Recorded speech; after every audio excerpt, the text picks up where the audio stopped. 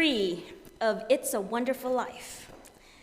We embarked on this journey 3 weeks ago to explore what it means to live a wonderful life that is rich in gratitude, generosity, and joy, and how we may walk humbly with God.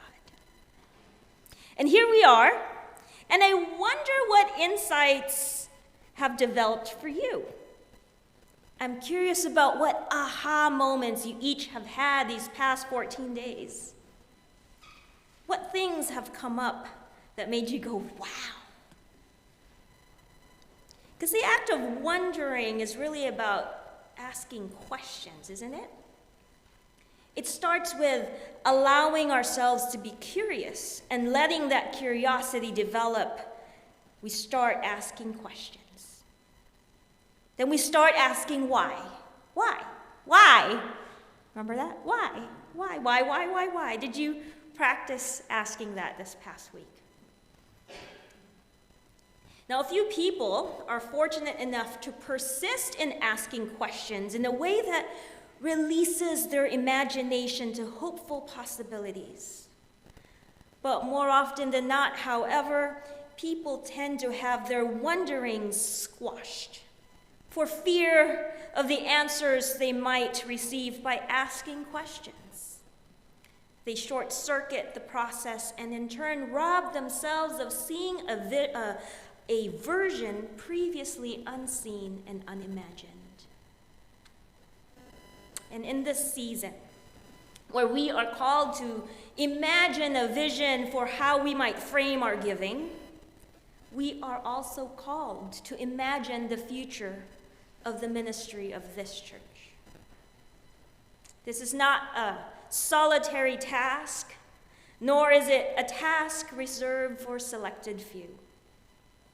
For what is our imagination but a mere speck of the vast and limitless creativity of God? So we take our wonder, our curiosity, and our questions to God in prayer in a process of discernment that takes us into a hopeful dialogue with the imaginative Creator, both individually and with each other as a community of saints who make up this Rose City Park Presbyterian Church. Thad mentioned that it was the older apostle, Paul, who writes to Timothy to tell the rich people in the now world to stop being, I think his version said, egotistical. Another word for that is to stop being arrogant, to stop holding on to the uncertainty of wealth. He says, tell them to let go of what they think is their security. Instead, put hope in God, who supplies all things richly for their enjoyment. And so in a moment, I am going to invite a few people to come up and share, give a testimony, if you will, on what they are wondering about, to continue a dialogue that they have started with themselves and now share with you, so that together we can have this communal imagination and commune with God. So Gail, if you wouldn't mind coming up here and sharing with us what you have a sense of wonder about.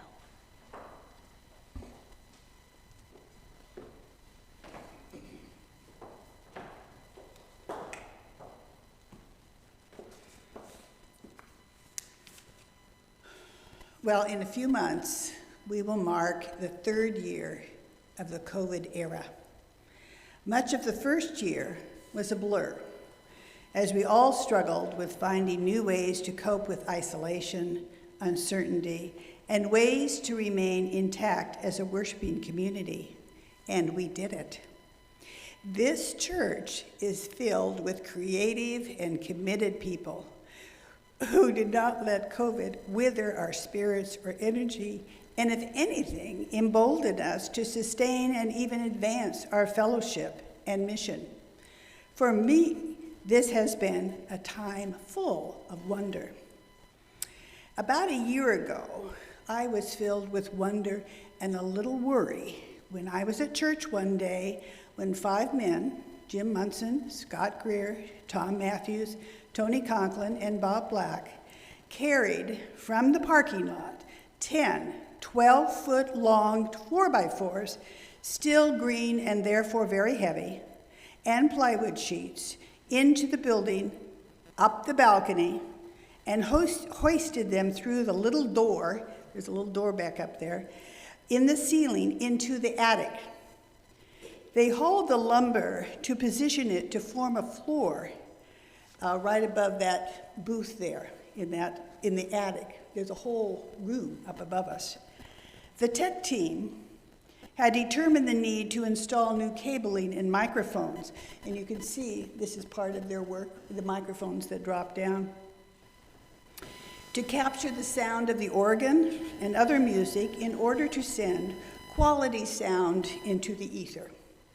Our worship services could now be live streamed to the world via YouTube.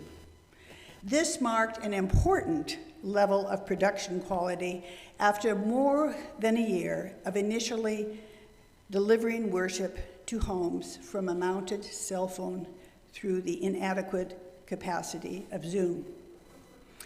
Unlike some churches, we never shuttered our doors or used this time to defer maintenance, but instead embraced the opportunity to do projects. In the last 18 months, the session has approved big projects, one of which was the re-landscaping of the 45th Street Garden, to include eco-friendly plants, a drip system, a lovely bench, and pavers and uplights. Even on the darkest of nights, that little plot of land emits safety and welcome. Another project, actually it was prompted by Paulette Vixen-Weller as she was sitting at a Buildings and Grounds meeting, no doubt, as I was, bored by the talk of gauges and lumens and stats, and searching for the aesthetic, interjected, "Can't we do something about the orange carpet in the chapel?" And so we did. A whole bunch of people came to church throughout the next months to provide their input and their talent and work very hard on new lighting and wall colors and rug selection, chair upholstery, as well as installing welcoming furniture in the chapel foyer. Now I wonder if in the future, can we return to using this multi-purpose space, the chapel, that was for many years a significant place of study, polity, music, and outreach? I wonder if we can reunite in our large gathering spaces for multi-age church and community events. Now, I invite you to look at all these beautiful windows over here.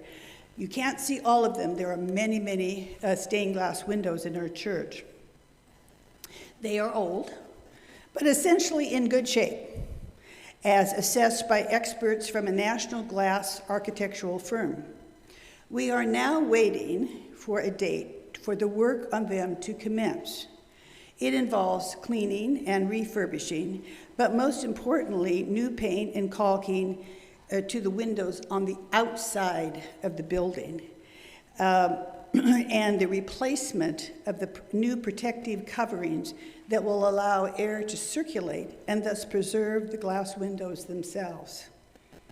Other projects are the removal of, this coming week, asbestos floor tiles in the downstairs east hallway, painting of the office walls, updating the boiler, new electronics for the elevator, and on and on and on. You can ask Jim Munson and he will tell you all about it.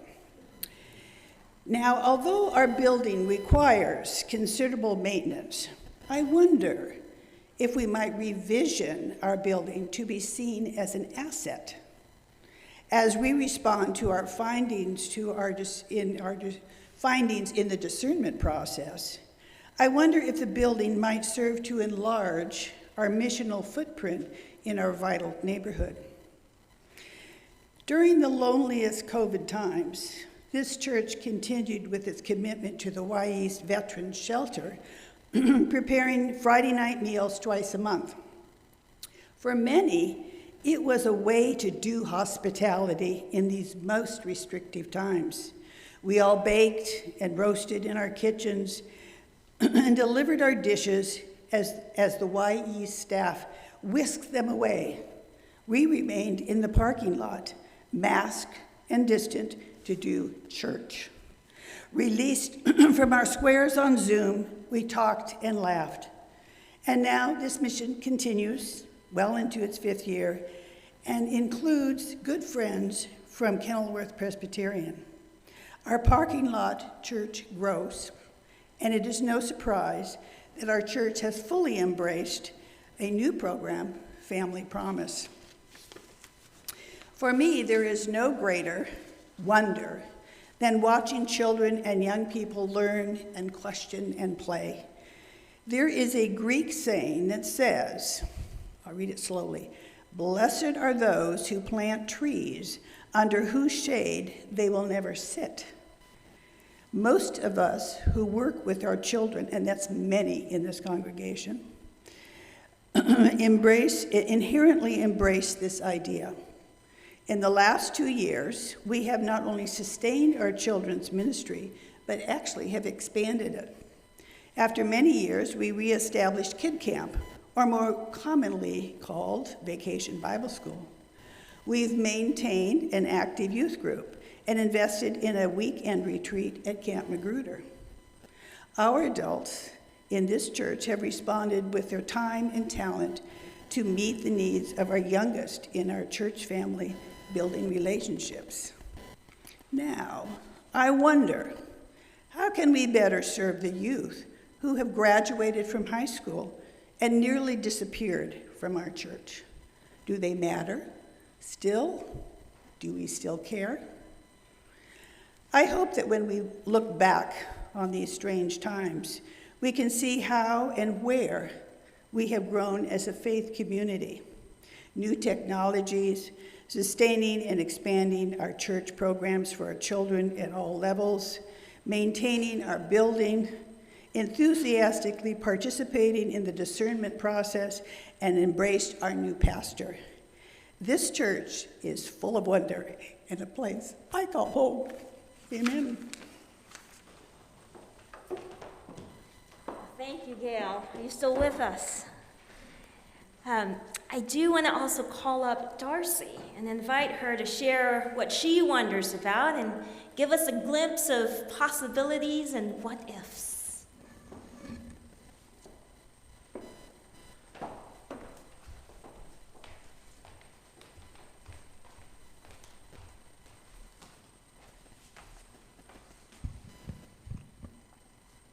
My parents were good people who taught me important things like the value of an education, how to discern right and wrong, caring for those that cannot advocate for themselves, and perhaps most of all, keeping an open mind about ideas and practices that might differ from what I was accustomed to.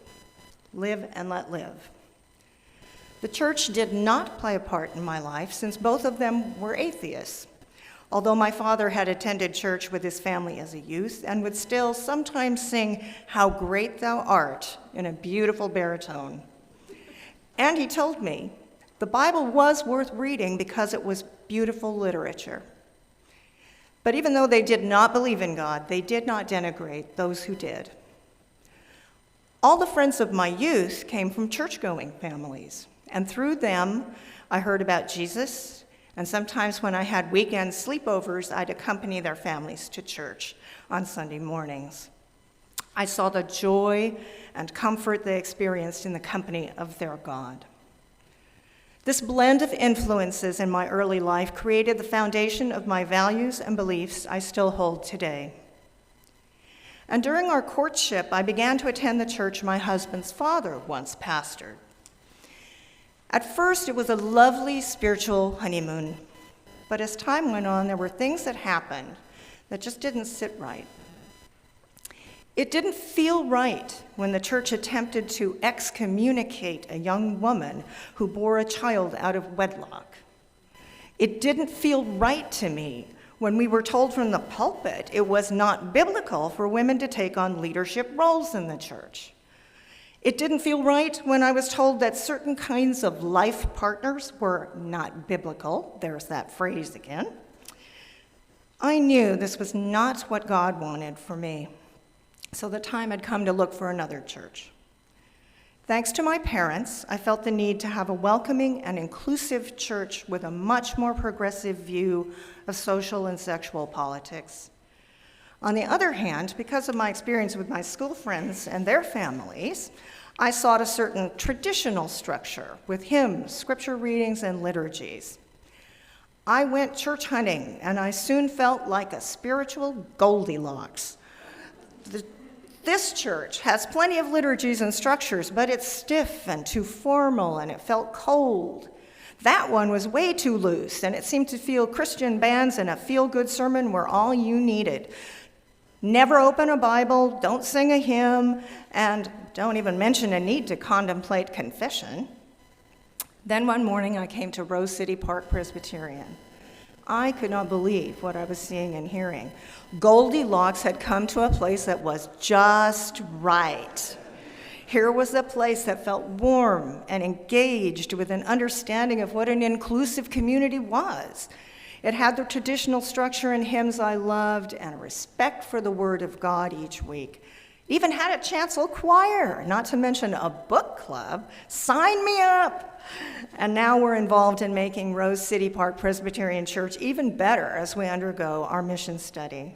I'm already so happy with the music program here, the quality of Liz's preaching, youth participation in the services each week, and I love to watch the chancel bloom every month with the talents of members of our worship and arts committee. I also love feeling welcome when I come in the door. This church is indeed wonderful, and I hope everyone takes the time to appreciate the things that make them happy when they think of their association with Rose City Park Presbyterian Church. As to the future work of our church, what if we can continue to find new ways to express God's love? What if we don't take for granted all the great things our church gives us, but think of ways we can all become actively engaged in the church? It has many needs. What if the many hands of our church make light work of God's work? I am so very grateful for my wonderful life here at Rose City Park Presbyterian Church.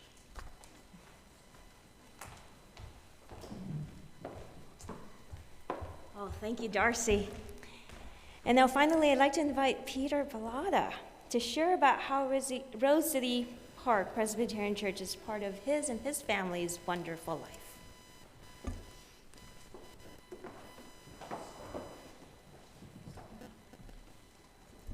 Well, you know, like Darcy, one of my great wonders, I'm full of wonder about how we got here.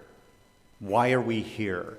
And I don't mean like that metaphysical thing where you wonder, why are we here? And where did we come from? But why are we as a family here? You know, see, Shannon and I grew up Catholic, and she grew up kind of in a non-denominational household, but raised in the finest Jewish households in St. Louis Park, Minnesota. And that we both went to a Catholic college, which means you learn about all of the history of the Catholic Church and all of the details of their polity and their dogma, and therefore, after college, you don't go to church. That's what usually happens to kids that go to a Catholic college. So for the first 20 years of our marriage, we did not go to church at all. And then we ended up in Cincinnati. And do any of you ever listen to The Hidden Brain on NPR? Yesterday afternoon, they had a program about how people that talk to others that they don't know, who literally, like Desiree was saying earlier, say, wow, this is a great person. I'm going to talk to the barista while I get my coffee, or I'm going to chat with someone on the street or on the bus, are actually happier. And that's how we ultimately came to be here, I realized. That a friend of ours in Cincinnati made that leap. And they actually started talking to us about something exciting happening at their church, Mount Auburn Presbyterian Church in Cincinnati, an incredibly progressive, accepting, open congregation. And they invited us to an organ recital, christening their new organ. And we started going. And we started falling in love with the people there. And even though we didn't believe in infant baptism, the church was under great duress at the time and in a really difficult position. And we decided, maybe when we had our first child, Finn, we'll have him baptized. It would be good for the life of this community. And it was like someone flipped a switch. From the crisis they were in to have their first infant baptism in about 10 years suddenly brought new life to this community of faith and acceptance. And we became more and more engaged over time and more enthusiastic. One of the things we often were filled with wonder about was what happened to our children. Now, I don't mean just how they grew and how they were nurtured and loved by others, but literally what happened to them. Because we would show up at church, and Finn would reach out to someone in the pew behind us, and they would take him. And they would enjoy his company for a while, and then he would move on around the congregation throughout the service as everyone spent some time with this wonderful child that was part of their family. When we left Cincinnati, we asked around, where do we go in Portland? We even called our friend Michael Adey down in Santa Fe. What's a good church for us to go to?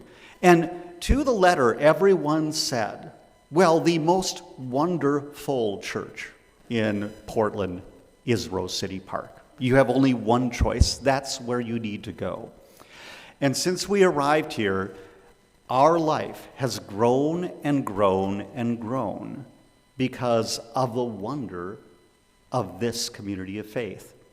Our kids have become incredibly engaged. It's been an important spiritual part of our family, our growth, our connection with the community, our friendships built through Tables for Eight and many other projects, becoming involved in the community with the kids getting involved with, Y East meals and home PDX and other things like that, and of course the youth group. It's been a journey filled with wonder. All because someone, an acquaintance back in Cincinnati, pointed the finger and said, wow, I'm going to talk to this person and invite them to be part of our family. I wonder, when I look at our mission study, what Rose City Park would be like if we reached out more, if we invited more, if we started those conversations more with folks that we know are looking for something more in their lives. I heard a couple of weeks ago that, Oregon is the least churched state in the nation. The smallest percentage of Oregonians go to a church or call themselves members of a church on a regular basis of any state.